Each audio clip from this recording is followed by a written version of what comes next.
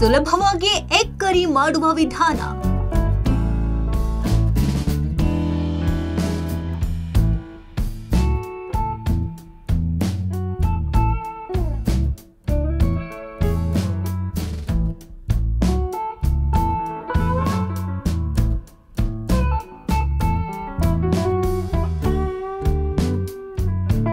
ಭಾನುವಾರ ಬಂತಂದ್ರೆ ಸಾಕು ಮನೆಯಲ್ಲಿ ಚಿಕನ್ ಮಟನ್ ಮಾಡ್ತೀರಾ.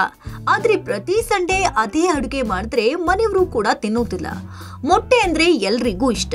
ಆದ್ರಿಂದ ಮೊಟ್ಟೆಯಲ್ಲಿ ಬೇರೆ ಬೇರೆ ವಿಧದ ಅಡುಗೆಯನ್ನ ಮಾಡಿ ಈಗ ಸಿಂಪಲ್ ಆಗಿ ಬೇಗ ಸಿದ್ಧವಾಗುವ ಎಗ್ ಕರಿ ಮಾಡುವ ವಿಧಾನವನ್ನ ತಿಳಿಸ್ತೇವೆ, ನೋಡ್ಕೊಳ್ಳಿ. ಬೇಕಾಗುವ ಸಾಮಗ್ರಿಗಳು: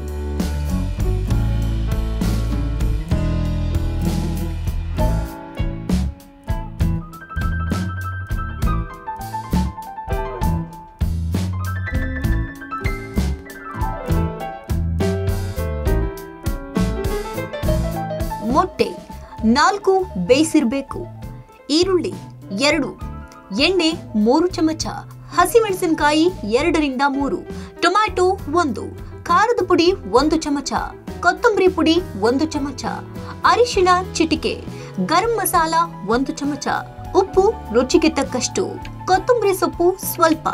ಮಾಡುವ ವಿಧಾನ: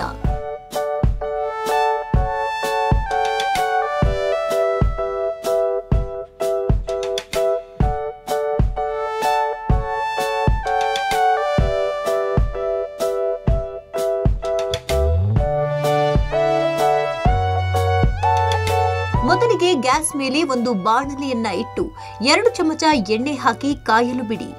ಎಣ್ಣೆ ಕಾದ ಬಳಿಕ ಅದಕ್ಕೆ ಸಣ್ಣಗೆ ಕತ್ತರಿಸಿದ ಈರುಳ್ಳಿ ಹಾಕಿ ಫ್ರೈ ಮಾಡಿ.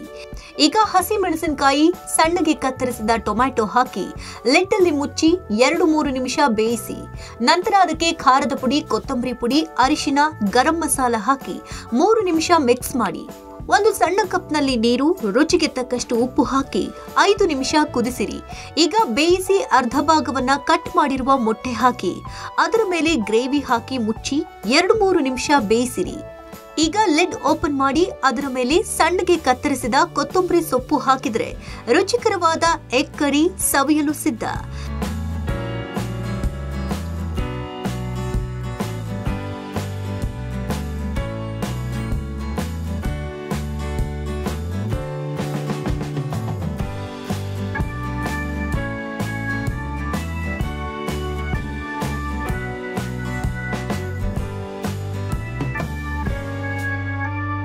ಇದನ್ನ ಚಪಾತಿ, ರೋಟಿ ಜೊತೆ ಸವಿಬಹುದು.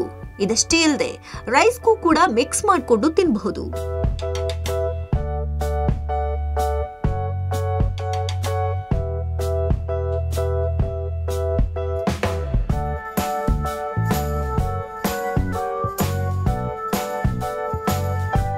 Digital desk, public TV.